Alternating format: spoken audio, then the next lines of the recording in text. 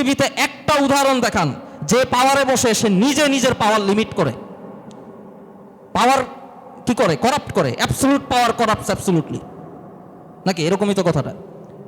এত বড় বুদ্ধিজীবী এরা কি এটা বুঝে না যে পাওয়ারে আসবে সে নিজেই নিজের পাওয়ার লিমিট করবে? আজকে গণভোট কেন বাস্তবায়িত হলো না সেটা নিয়ে আলোচনা করতে হচ্ছে, আমাকে এখানে লেকচার দিতে হচ্ছে। লজ্জা আমার জন্য। আমাদের যারা বিরোধী রাজনৈতিক নেতারা আছেন, লেকচার দেওয়ার পাশাপাশি সংসদে কথা বলা এবং সংসদ অধিবেশনের ফাঁকে একসাথে চা খাওয়ার পাশাপাশি তাদেরকে রাজপথে আপনারা ডিমান্ড করবেন। আপনাদেরই তো সহযোদ্ধা, তাহলে আপনারা যে ম্যান্ডেট দিয়ে তাদেরকে বসাইছিলেন, তাদেরকে পাঠাইছিলেন, সেই ম্যান্ডেট তারা কেন রাখে নাই? কেন বেয়াদবি করছে, ডিসরেসপেক্ট করছে? এটা তো অধিকার নাই। গণভোট ও সংস্কার বিষয়ক আজকের বিশেষ সেমিনারে উপস্থিত অতিথিবৃন্দ, জাহাঙ্গীরনগর বিশ্ববিদ্যালয়ের শিক্ষক শিক্ষার্থীবৃন্দ সহ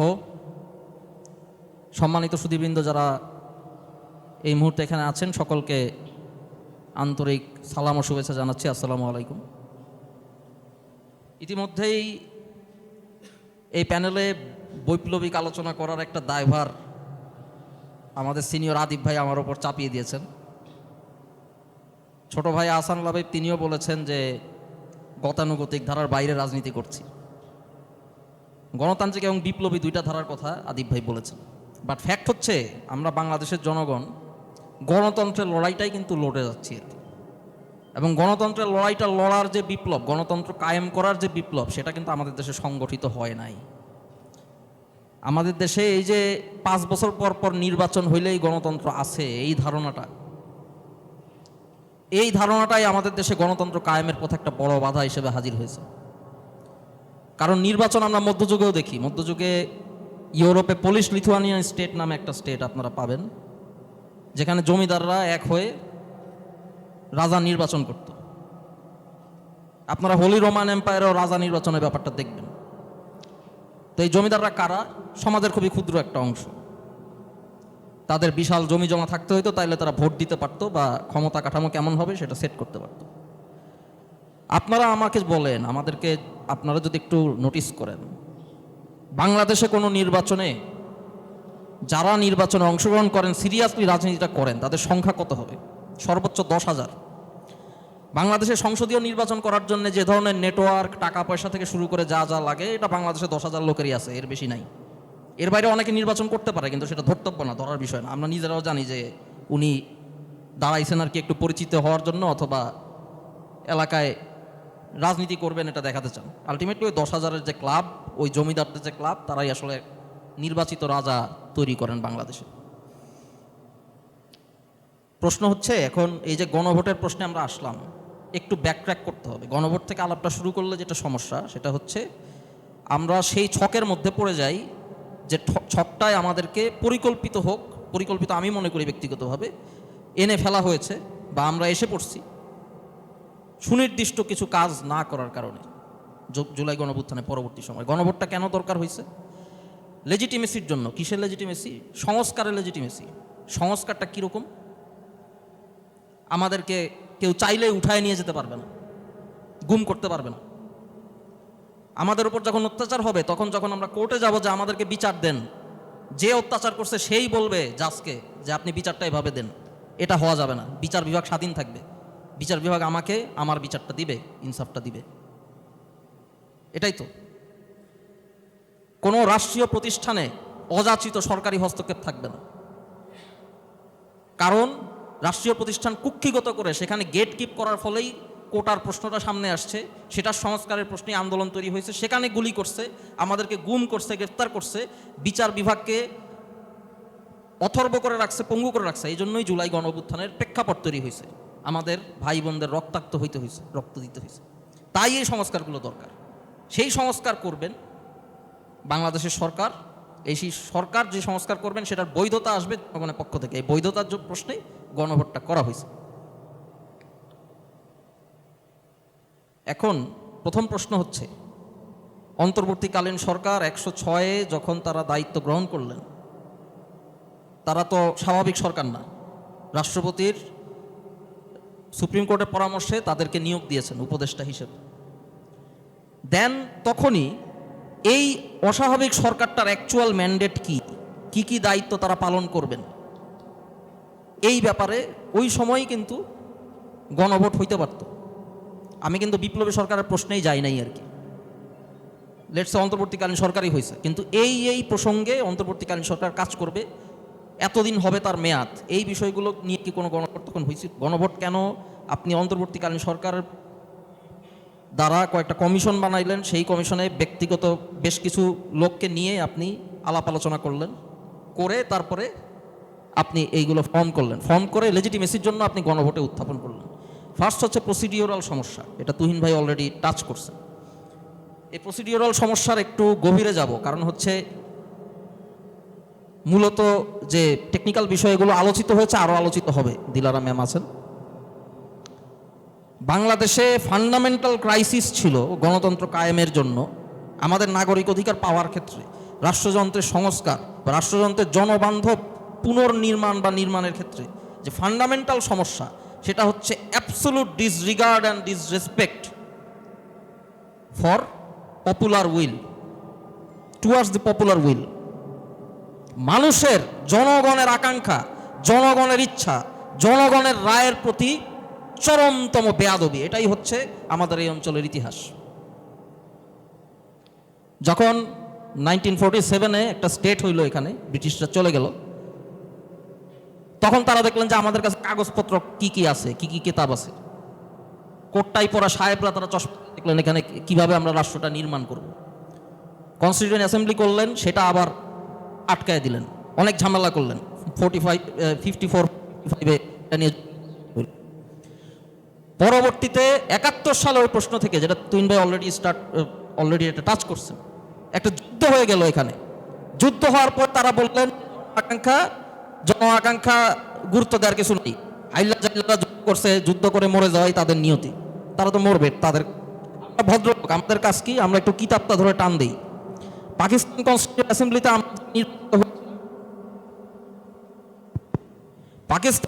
অ্যাসেম্বলিতে আমরা যারা নির্বাচিত হয়েছিলাম, আমরাই লিখব সংবিধান বাংলাদেশের। কেন? কারণ এইটাই প্রেসিডেন্স, এই যে শব্দটা খেয়াল করেন, প্রেসিডেন্স। আমাদের কাছে হাতের কাছে কোন কার্ডটা আছে যে হবে বৈধ, জনগণ কি চাইছে এটা পরের বিষয়, সেকেন্ডারি, এটা ম্যাটার করে না। তাহলে 72-এর যে সংবিধান, সেটা যত ভালো সংবিধানই হোক না কেন, এটা imposed upon the people, not built by the people. এই দুইটার মধ্যে অনেক বড় পার্থক্য আছে। এখানে 10টা লোক, আমার মনে হয় এই প্যানেলে যারা আছেন, যদি 6 মাস সময় দেওয়া হয়, অসাধারণ সংবিধান লিখে দিতে পারবেন, কিন্তু সেটা দিয়ে কোনো ফায়দা হবে না। কারণ সংবিধান বা একটা রাষ্ট্রের গঠন যদি গণতান্ত্রিক হতে হয়, তাহলে সেটা জনগণকে অংশগ্রহণমূলকভাবে জনগণ একসাথে বসে সেটা তৈরি করে। সেই প্রক্রিয়ায় আমরা ঢুকি নাই। 24-এর পরেও টোটাল ডিসরিগার্ড। 24-এ গণঅভ্যুত্থানে আমরা যারা নেমে আসছি, আমরা তো সংস্কারের ম্যান্ডেট দিয়েই দিছিলাম যে সংস্কার করেন, আপনাদেরকে সরকারে আনা হয়েছে কেন?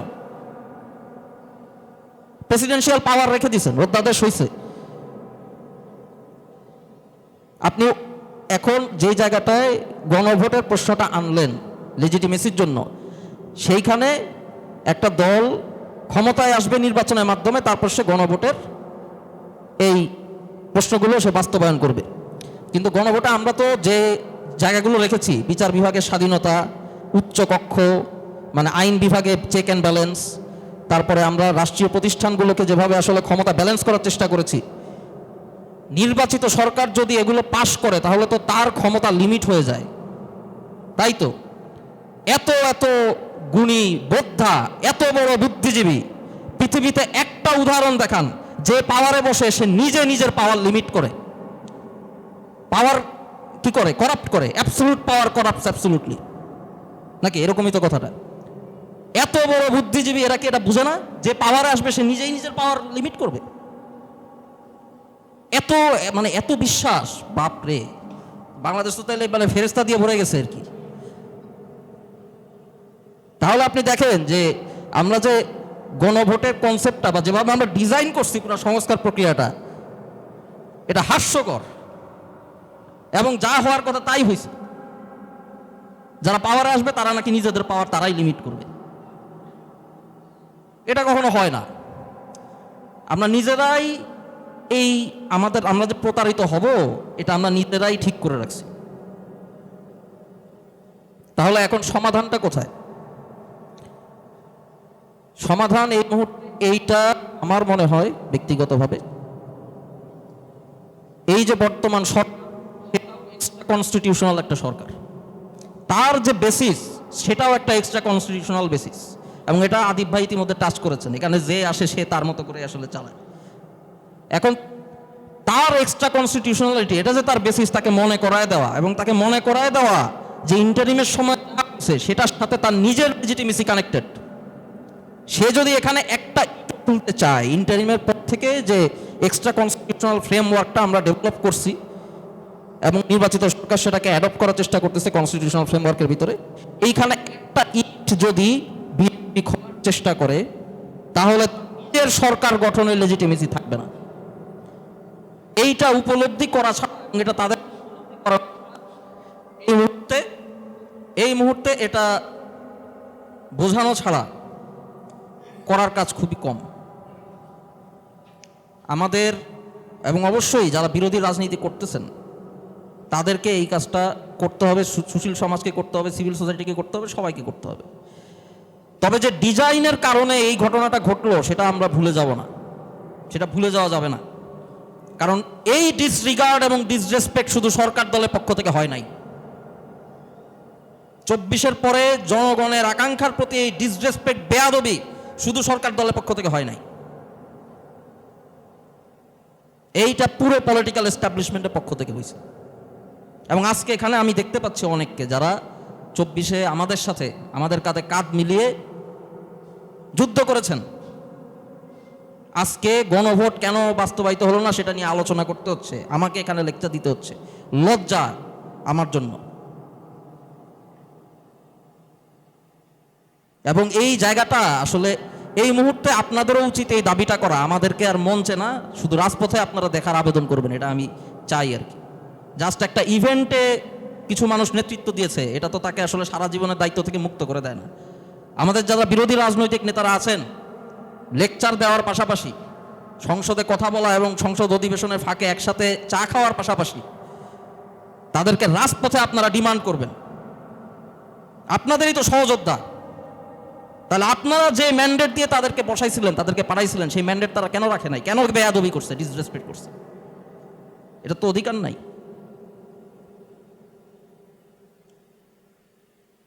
তা আলটিমেটলি কিতাব নয়, মানে যেটা নজরুল বলেছেন, মানুষ আনেনি গ্রন্থ, কি জানি বলেছেন উনি, গ্রন্থ আনেনি মানুষ। হ্যাঁ, এরকম একটা কথা নজরুল বলেছেন। গ্রন্থ মানুষের জন্য আসছে, গ্রন্থের জন্য মানুষ আসে নাই। তাহলে আপনি বিভিন্ন স্ট্যাচুট, সেকশন, সাবসেকশন দেখবেন, আইনের বই বাইর করে, এখান থেকে আসলে গণতান্ত্রিক রাষ্ট্র চলে না। গণতান্ত্রিক রাষ্ট্র চলে গণের আকাঙ্ক্ষা, জনগণের আকাঙ্ক্ষা যখন মুক্ত হয়, প্রকাশিত হয়। 24-এ যেটা প্রকাশিত হয়েছে সেটাই বৈধতা। তো আপনি এক্সট্রাভাবে এখানে বৈধতার একটা সংকট তৈরি করছেন, যার কারণে এই গণভোটটার প্রয়োজন হয়েছে। গণভোটটা করে পাওয়ারে আসছে একটা নির্বাচিত সরকার, যে সরকারের ক্ষমতা তাকে নিজেকেই সে নিজে লিমিট করবে, এরকম একটা সিচুয়েশন প্ল্যানের ভেতর দিয়ে গেছেন। আমরা সবাই গেছি আর কি। তো নিজেদের এই আত্মসমালোচনাটুকু আমরা কিন্তু ওই জায়গায় নাই। একটা বারবার বলতেছি, আমরা ওই জায়গায় নাই যে আমরা এক জায়গায় বসে আরেকজনের সমালোচনা করব। আমার পুরো বক্তব্যটাই আত্মসমালোচনা। এবং অভ্যুত্থানে তো বিএনপি ছিল, জামাত ছিল, বামপন্থীরা ছিল, সুশীল সমাজ ছিল, সবাই ছিল। আমাদের বুঝতে হবে কিভাবে এই সিচুয়েশনটা ক্রিয়েট হইল, এবং আমার আলাপটা ওই জায়গায়। তো অনেক কথা বলে ফেলছি, যদি কারো মনে কষ্ট দিয়ে থাকি তাহলে দুঃখ প্রকাশ করছি।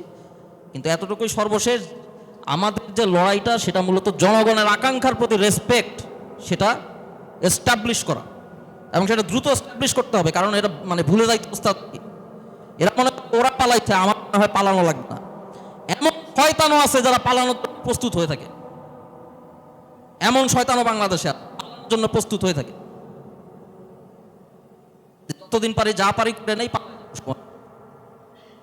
এদেরকে ওই সুযোগটাও তো দেওয়া যাবে না। নেক্সট টাইম যদি কারো পালাইতে হয়, তাকে টেনে নিয়ে বিচার করতে হবে। যারা পালাইছে তাদের বিচার তো করতে হবেই।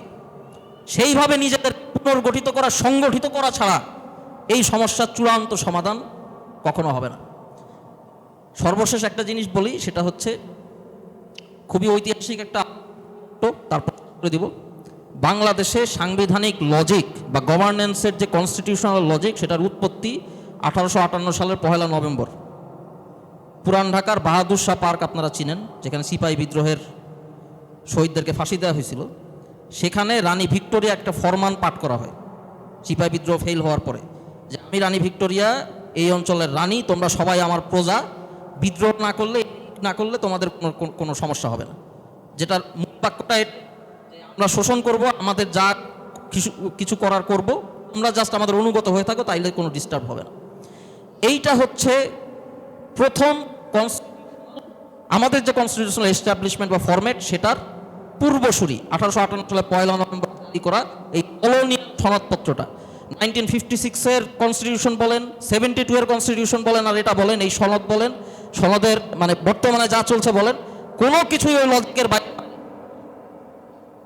এই লজিকের বাইরে যাওয়াটাই আমাদের রাজনীতির উদ্দেশ্য হতে হবে। এবং সেইখানে আমরা একত্রে জনগণের আকাঙ্ক্ষা বাস্তবায়নের লড়াইটা করতে পারবো, এই আশাবাদ ব্যক্ত রেখে বক্তব্য শেষ করছি। সকলকে ধন্যবাদ। ইনকিলাব জিন্দাবাদ।